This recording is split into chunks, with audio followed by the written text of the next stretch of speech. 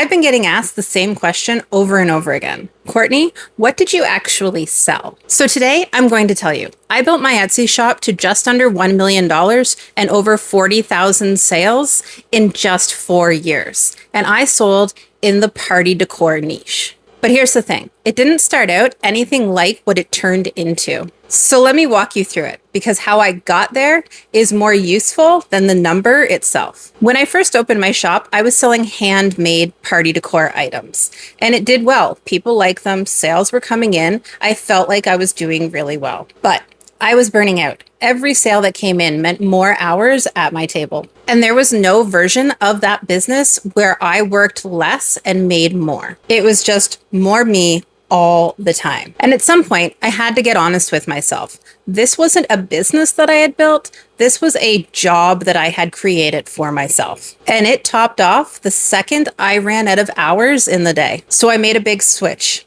I switched to digital items, mainly printable party decor, and eventually I added in print-on-demand wall tapestries. No more physical products to make, no more shipping deadlines, no more me burning out at 1 a.m. while I'm gluing something together, just design files that I could sell while I was asleep. I focused hard on one specific area at first birthdays. Printable invitations, printable signs, other party decor, the full printable bundles, all in the cute trending themes. The One Happy Camper theme is a perfect example. That theme did so well for me. And it wasn't by luck. There was a method behind picking it. Here's my method.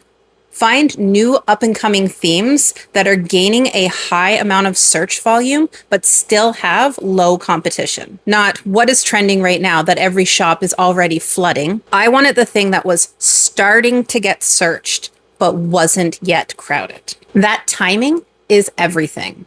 If you get in early on a theme that is highly searched, before there is any real competition, you're basically the only real good option for a while. And once that traction starts, you're already way ahead of anyone that follows. So how did I actually find that window? I wasn't guessing. I paid close attention to Etsy's actual search bar. What it auto-suggested to me was a direct line into what my customers were actually searching for. Everbee is another great tool that I used daily. I also watched Pinterest a lot because party trends show up on Pinterest well before they actually show up on Etsy. So if I started to notice a theme getting more attention, I'd look at what already existed on Etsy.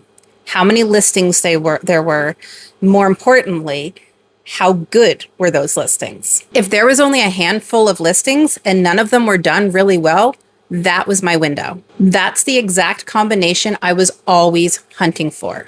Proof people were looking for it, and proof that no one was really delivering on it yet. But finding the right theme was only half of it. The other half was what I did once I had one. After paying close attention to other design trends, I eventually landed on a design style that just really worked. A gingham background, a solid art shape where the text lays, a bold, fun font, and themed graphic accents on the sides. Once I knew that style converted, I didn't reinvent the wheel every time. I just repeated it. New theme, same proven layout. That's it.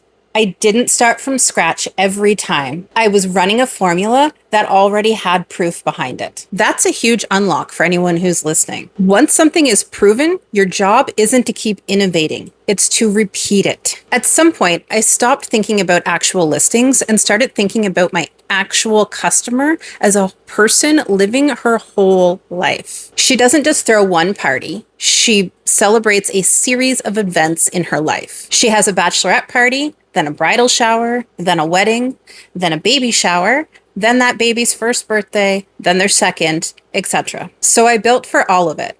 Bachelorette parties and weddings turned out to be the most profitable niches in my entire shop. When you do those right, people are really willing to spend a lot of money to make those moments feel really special. I wasn't just selling a product anymore. I was following one customer through years of her life and showing up for every single moment that mattered to her. The last big shift was adding print-on-demand wall tapestries to my shop. And this is the part that people don't expect.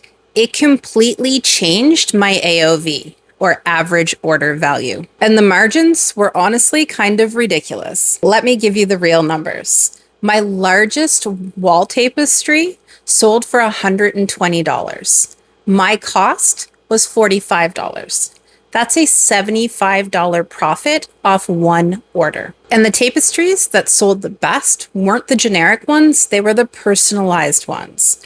Adding personalization allowed me to charge a premium price. And personalized tapestries consistently outsold the generic versions because people will pay more for an item that feels like it was made specifically for them. If you zoom way out, none of this was luck. It was getting really honest about what was actually sustainable and pivoting away from what wasn't. Finding demand before the competition showed up, repeating a proven formula instead of trying to reinvent the wheel every time, thinking about my customer as a whole person and not just one transaction, and adding a higher margin product once I had an audience that already trusted me. That's the pattern.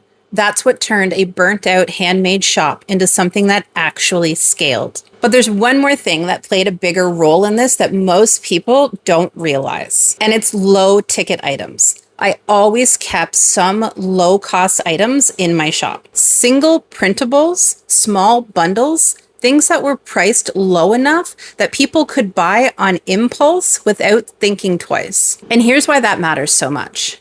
Those items sell in volume fast. Every one of those sales is an order. And more orders happening quickly is a strong signal to Etsy that your shop is active and converting, which pushes you higher in search, not just for that listing, but for your entire shop as a whole. So those low ticket items weren't just a small side of my business. They were doing real work, bringing in order volume, which helped everything else I sold get seen. Then once that traffic was coming in, that's where the higher margin products come in to actually scale your profit without scaling your workload. This is where a lot of sellers get print on demand wrong. They'll add something basic like a single t-shirt and sell it as a single item. And the margin is so thin, it barely moves the needle. Compare that to something like the wall tapestry.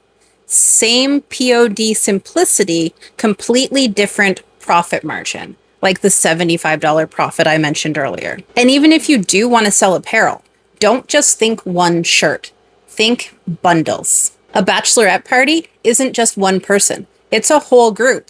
Design a shirt that's meant to be sold as a set to a group, not just to a single person. Same product, same production process, but now you're capturing an entire group of customers in just one order. Low ticket items bring people in and grow your order count. High margin, group-friendly products are what actually scale your profit once the customer is already there. You need both sides working together. Now, I'm not saying go and sell printable party decor. What I'm saying is this is what it looks like when you actually pay attention to what's working and build on it instead of guessing. And if you're sitting there right now, not sure of why your shop isn't gaining traction or where opportunity actually is for your products, I put together a free Etsy audit workbook that walks you through evaluating your own shop so you can find your version of this. The link's below. That's the real story of what I sold.